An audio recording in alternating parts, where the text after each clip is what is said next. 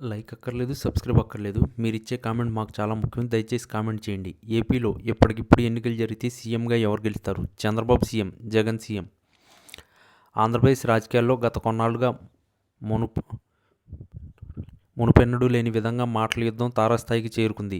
ముఖ్యంగా ముఖ్యమంత్రి నారా చంద్రబాబు నాయుడు మరియు మంత్రి నారా లోకేష్ లక్ష్యంగా లెఫ్ట్ పార్టీ నేతలు చేస్తున్న వ్యాఖ్యలు ఇప్పుడు పెను సంచలనంగా మారాయి. తాజాగా సిపిఐఏ రాష్ట్ర కార్యదర్శి వి. శ్రీనివాసరావు చేసిన ఘాటు వ్యాఖ్యలు రాజకీయ వర్గాల్లో ప్రకంపనలు సృష్టిస్తున్నాయి. చంద్రబాబు నాయుడు గతంలో ఎదుర్కొన్న కేసులు అంశాన్ని ప్రస్తావిస్తూ ఆయన చేసిన విమర్శలు తెలుగుదేశం పార్టీ శ్రేణుల్లో తీవ్ర ఆగ్రహాన్ని కలిగిస్తున్నాయి. రాజకీయం అంటేనే కేవలం అధికార మార్పిడి మాత్రమే కాదని, ప్రజాస్వామ్యంలో నైతిక విలువలు కూడా ముఖ్యమని శ్రీనివాసరావు పేర్కొంటూ చంద్రబాబుపై ఉన్న పాత కేసులను మళ్లీ తవ్వి తీస్తున్నారు. గతంలో స్కిల్ డెవలప్మెంట్ కేసులో జరిగిన అరెస్టును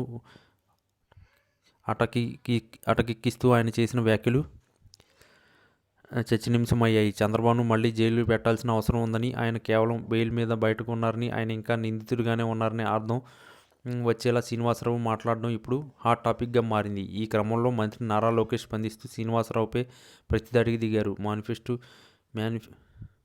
కమ్యూనిస్టు పార్టీలు ఉనికి కోల్పోతున్నాయని, అందుకే ఇట్లాంటి నిరాధారమైన ఆరోపణలు చేస్తున్నాయని లోకేష్ మండిపడ్డారు. చంద్రబాబు నాయుడు కడిగిన ముత్యంలా బయటకు వస్తారని, తమ ప్రభుత్వ ప్రజా సంక్షేమమే ధ్యేయంగా పనిచేస్తుందని ఆయన స్పష్టం చేశారు. అయితే శ్రీనివాసరావు మాత్రం తగ్గకుండా చంద్రబాబుపై ఉన్న అవినీతి ఆరోపణలకు ప్రభుత్వం సమాధానం చెప్పాలని డిమాండ్ చేస్తున్నారు. గతంలో జరిగిన కొన్ని కీలక సంఘటనలు మరియు కేసుల విచారణ తీరును ఆయన తప్పుపడుతున్నారు. ప్రజల సొమ్ము దుర్వినియోగం అయిందనేది వాస్తవానికి.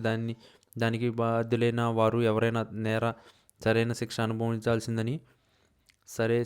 అనుభవించాల్సిందని ఆయన నొక్కి చెబుతున్నారు. మరోవైపు ఈ రాజకీయ పరిణామాలు రాష్ట్ర శాంతి భద్రతల సమస్యలకు దారితీసే అవకాశం ఉందనే ఆందోళన వ్యక్తం అవుతుంది. టీడీపీ నాయకులు శ్రీనివాసరావు దిష్టిబొమ్మలను దహనం చేస్తూ నిరసన వ్యక్తం చేస్తున్నారు. ముఖ్యమంత్రి స్థాయి వ్యక్తిపై ఇట్లాంటి వ్యాఖ్యలు చేయడం ప్రజాస్వామ్య విరుద్ధమని వారు వాదిస్తున్నారు. కానీ శ్రీనివాసరావు వాదన ప్రకారం తప్పు చేసిన వారు చట్టం ముందు సమానమని, ముఖ్యమంత్రి అయినంత మాత్రాన కేసుల నుండి తప్పించుకోలేరని అంటున్నారు. దొంగ ఎవరు అనేది ప్రజలకు తెలుసని ఆయన చేసిన వ్యాఖ్యలు ఇప్పుడు సామాజిక మాధ్యమాల్లో కూడా వైరల్ అవుతున్నాయి. రాజకీయ విశ్లేషకులు కూడా ఈ పరిణామాలను గమనిస్తూ రాబోయే రోజుల్లో ఏపీ రాజకీయాలు మరింత వేడెక్కుతాయని అంచనా వేస్తున్నారు. చట్టపరమైన పోరాటం ఒకవైపు, రాజకీయ విమర్శలు మరోవైపు సాగుతుండటంతో ప్రజలు కూడా అయోమయానికి గురవుతున్నారు. చివరకు న్యాయస్థానాలు ఇచ్చే తీర్పులే ఈ వివాదానికి ముగింపు పలుకుతాయనడంలో సందేహం లేదు.